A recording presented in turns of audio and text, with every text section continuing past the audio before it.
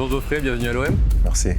Tu as évolué donc plusieurs années à l'étranger, en Italie puis en Espagne. Pourquoi est-ce que tu as choisi l'OM comme nouveau chapitre de ta carrière?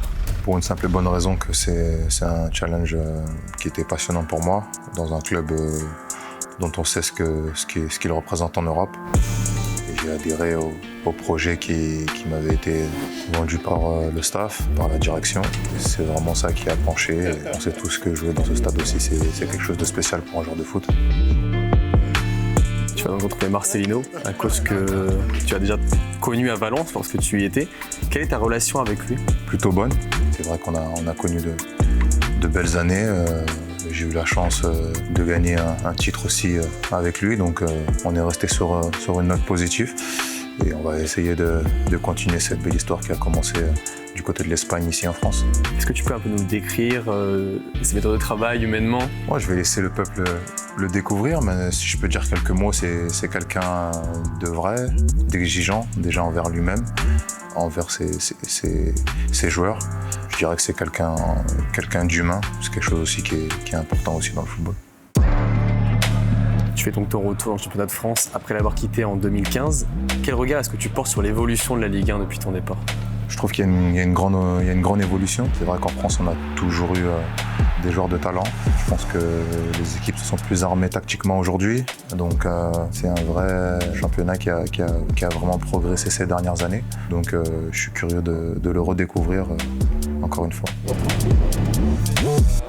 On parle souvent de toi pour tes qualités de récupération et de percussion. Quel style de joueur es-tu? Comment tu te définis en tant que joueur? Je dirais que ça dépend dans quel effectif tu te trouves. Je ne vais pas essayer de me dégager une qualité, mais je crois que la plus grande qualité d'un footballeur, c'est s'adapter. Donc c'est ce que j'essaye de faire, en fonction de ce que le coach me demande et en fonction de qui j'ai autour de moi. Ma tâche la plus importante ici à l'Olympique de Marseille, ce sera de m'adapter à mes coéquipiers et à ce que mon entraîneur demande. RS, ça va? On va se coucher. Allez, parfait. Ok, parfait. Je crois savoir que tu connais peut-être Jordan Verretou, avec qui tu as été champion du monde en U20 avec l'équipe de France en 2013. Est-ce que tu as pu un peu parler avec lui ou avec d'autres joueurs de l'effectif que tu connais peut-être? Non, avec Joe, on n'a pas échangé récemment. Ça fait déjà un petit bout de temps qu'on n'a pas eu l'occasion d'échanger. Mais bon, on a une relation très spéciale parce que quand on gagne un titre avec quelqu'un, c'est toujours spécial, d'autant plus qu'on a joué de nombreuses années ensemble. Donc ça fait toujours plaisir de le retrouver. Et après, j'ai eu des discussions aussi avec l'ancien Marseillais, quand il y a Flo aussi, comme j'ai eu l'occasion d'évoluer avec lui. Amine, on a aussi un petit peu échangé.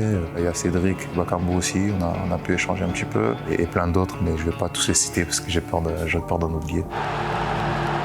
Laurent Verretou, du coup, tu le connais déjà puisque tu y as joué sous les couleurs de l'AS Monaco il y a quelques années. Quel souvenir est-ce que tu en gardes? L'atmosphère, les supporters? Une ambiance extraordinaire.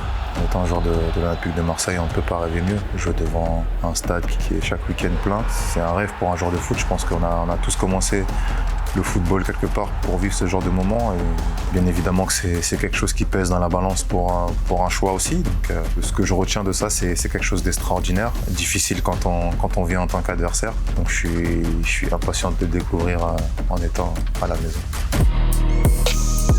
Pour terminer, est-ce que tu as un premier message à transmettre aux supporters de l'OM? Tout simplement les remercier parce que j'ai reçu pas mal de messages ces dernières semaines. J'ai direct senti l'engouement et l'atmosphère qui représente ce club en Europe. Donc tout d'abord pour les remercier et leur garantir que je vais donner le maximum pour ce club et pour la ville et pour tous ceux qui sont supporters de l'Olympique de Marseille dans les 4 coins du monde.